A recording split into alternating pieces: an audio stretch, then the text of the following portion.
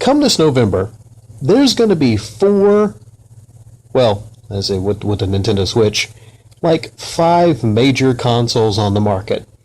Okay, you might say, well, there's only 3 companies.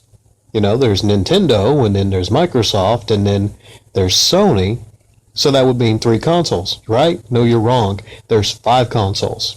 Because you have to throw the PS4 Pro in there, and you have to throw the Xbox One X in there too, okay?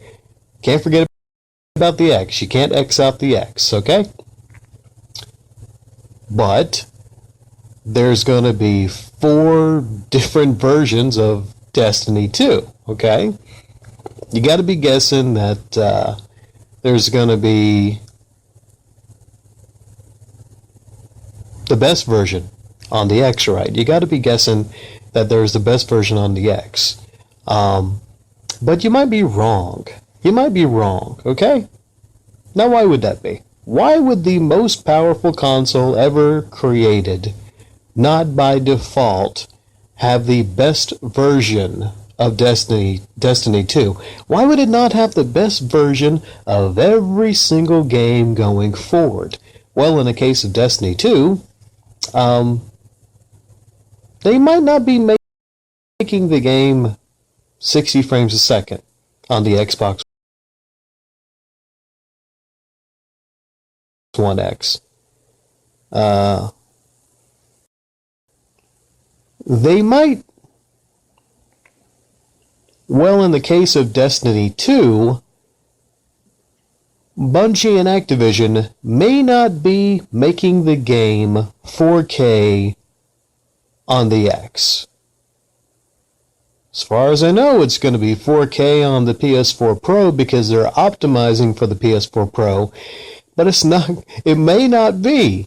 Still up in the air. It's not confirmed. It may not be 4K on the 6 teraflop Xbox One X. The 4 teraflop Pro might get it, okay, but the 6 teraflop might not.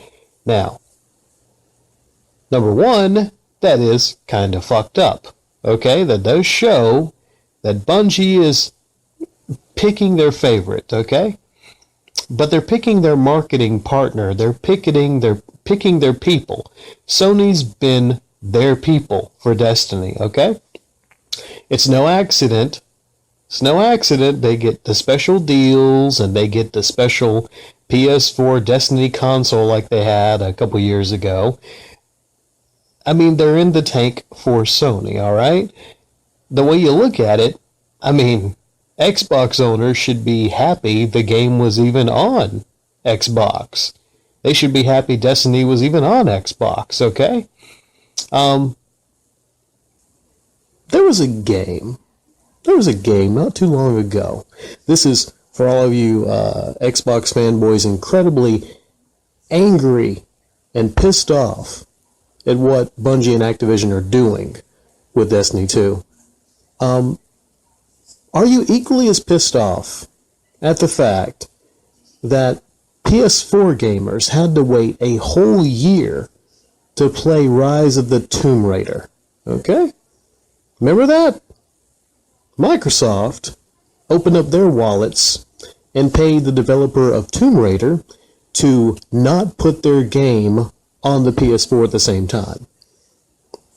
Okay? It wouldn't have been a thing. Wouldn't have been a thing for them to make Tomb Raider for the PS4 and Xbox One.